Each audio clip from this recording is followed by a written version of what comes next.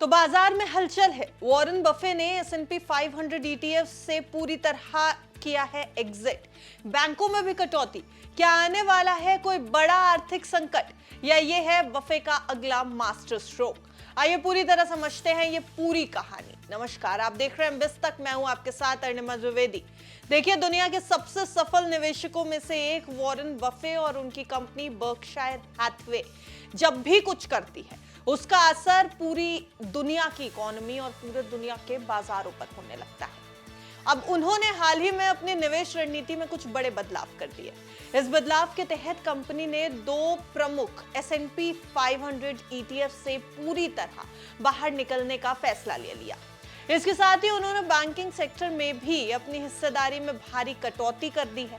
और जैसे ही यह फैसला सामने आया, ये हिस्सेदारी में भारी कटौती सामने आई, कई तरह के सवाल उठने लगे।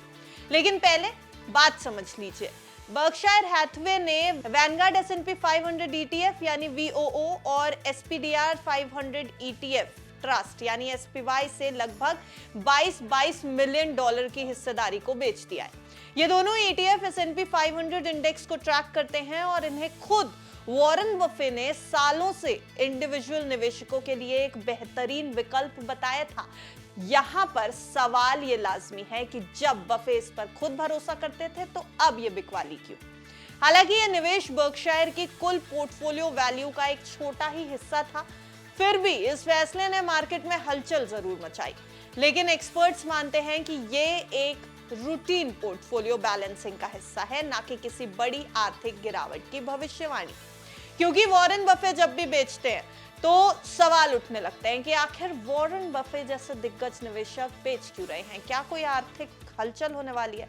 तो फिलहाल एक्सपर्ट्स यही समझ रहे हैं कि ये रूटीन रिबैलेंसिंग है। अब VOO और SPY दोनों से पूरी तरह से बर्कशायर हैथवे ने एग्जिट किया है। लगभग 44 मिलियन डॉलर की वैल्यू है। फिर भी बफे की इंडेक्स फंड्स की सिफारिश अभी भी बरकरार है। बर्कशायर हैथवे ने सिर्फ ETFs ही नहीं बेचे हैं, यहां पर यह भी ध्यान देने वाली बात है, बल्कि फाइनेंशियल सेक्टर में भी अपनी हिस्सेदारी उन्होंने कम कर दी है। नाम है बैंक ऑफ अमेरिका का, यानी BOFA, जिसे हम आमतौर पर जानते हैं। बैंक ऑफ अमेरिका में हिस्सेदारी 14.7% कम करके, सिटी ग्रुप में 73.5% की कटौती करके, कैपिटल वन फाइनेंशियल में 18.1% की गिरावट करके और अल्टा ब्यूटी से पूरी तरह एग्जिट करके वॉरेन बफे की बर्कशायर हैथवे ने कई तरीके के असमंजस पैदा की है।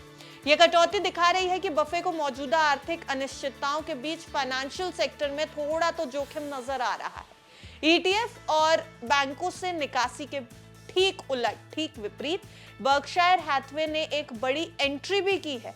एंट्री की है कॉन्स्टलेशन ब्रांड्स में। कंपनी ने इसके 5.6 मिलियन क्लास A शेयर्स खरीद लिए, जिनकी कुल वैल्यू लगभग 1.2 बिलियन डॉलर है। कॉन्स्टलेशन ब्रांड्स एक प्रमुख शराब की कंपनी है, एक लिकर कंपनी है जो कोरोना, मॉडलो जैसे ब्रांड्स के लिए जानी जाती है। ये निवेश अब ये दिखा रहा है कि बफे अब ऐसे सेक्टर्स में जा रहे हैं जो मंदी में भी मजबूत प्रदर्शन करते हैं, यानी कि कंज्यूमर स्टेपल्स। यानी यहां पर एक बार फिर से जो टर्म दिमाग में लोगों के आ रहा है वो है मंदी का टर्म। इन बदलावों के बाद निवेशकों के मन में सवाल है। क्या सवाल है, उनको एक एक करके जानते हैं और फिर उसको डिकोड भी करेंगे एक्सपर्ट ओपिनियन के बेसिस पे। सवाल पहला ये कि क्या बफे आने वाले संकट का अंदेशा लगा बैठे हैं? तो एक्सपर्ट्स का मानना है कि ये जो फैसले बफे ले रहे हैं वो उनकी लॉन्ग टर्म स्ट्रैटेजी के अनुरूप है। उन्होंने जोखिम भरे सेक्टर्स से पैसा निकालकर एक स्टेबल यानी स्थिर आय वाले सेक्टर्स में लगा दिया है। तो तीन बड़े सवाल जो अब खड़े होते हैं। पहला ये कि क्या बफे अब इंडेक्स फंड्स में विश्वास नहीं रखते?